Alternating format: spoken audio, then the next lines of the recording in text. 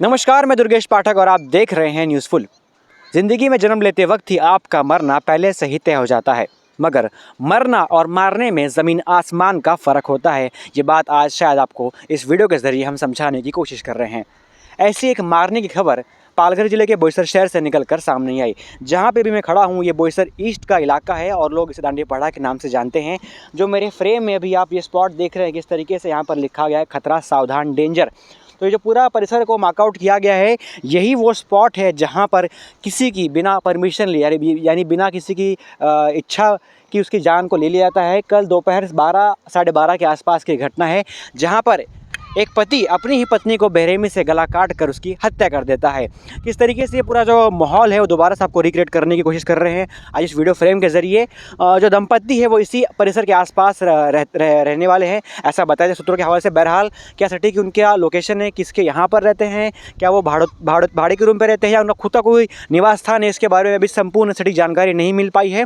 मगर 12 साढ़े 12 बजे के आसपास दोपहर के वक्त दोनों दंपत्ति इसी परिसर से गुजरते हैं और पति घर से चाकू लेकर निकलता है। वो चाकू जो रसोई में इस्तेमाल करता है वही चाकू इसी मंशा से घर से लेकर निकलता है कि आज उसे अपनी पत्नी की जीवन लीला समाप्त करनी है। मगर जो प्रमुख सवाल आज खड़ा हो रहा है कि उनका घर कहीं और है, मतलब इसी परिसर में आसपास वो रहते हैं दोनों दंपत्ति, दो छोटी बेटियां भी हैं। जब वो घर से निकलते हैं तो पति अपने घर से किचन वाला चाकू लेकर क्यों निकलता है। और यहाँ पर जो चीज़ शायद अगर पति पत्नी कोई बहस है या अंदरूनी झगड़ा है, तो जो चीज़ कमरे के अंदर निपट सकती थी, सुलझ सकती थी आपसी बात करने के बाद, वो आज यहाँ पर चार लोग के सामने, समाज के सामने इस हत्या के रूप में क्यों अंजाम तक पहुँच गई।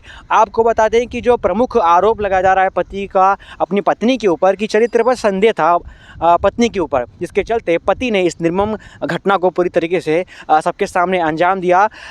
दोपहर 12 बजे के आसपास यहाँ पर लोगों का चलना अक्सर होता रहता है। आप देखेंगे वीडियो फ्रेम के जरिए किस तरीके से आज भी इस समय दोपहर के 3-4 बजे के आसपास समय हो रहा है। तो ऐसे में जो राहगीर है वहाँ से निकलते रहते हैं, गुजरते रहते हैं। तो ऐसे में जब पति चाकू लेकर यहाँ से निकला तो क्या कोई भी व्यक्ति या कोई भी ऐसा इंसान नहीं था जिसने देखा कि ये घर से चाकू लेकर निकला है और अपनी पत्नी को यहाँ पर समाज के सामने मार रहा है। और एक बार नहीं, आपको बता दें कि निर्मम तरीके से गला रेत कर और साथ ही राइट साइड चेस्ट पर डॉक्टर के रिपोर्ट के अनुसार बताया जा रहा है कि राइट चेस्ट पर लगातार वार किए गए हैं पत्नी के ऊपर। और इसके बाद जब पत्नी गिर गई इसी घटनास्थल पर, जो आपको दिखा दें, शायद आपको वीडियो फ्रेम में दिखाइए कैमरा पर्सन की जो दाग हैं खून के, जो भी सूख चुके हैं, वो आपको साफ देख सकते हैं वीडियो फ्रेम में, आज की स्क्रीन के अंदर।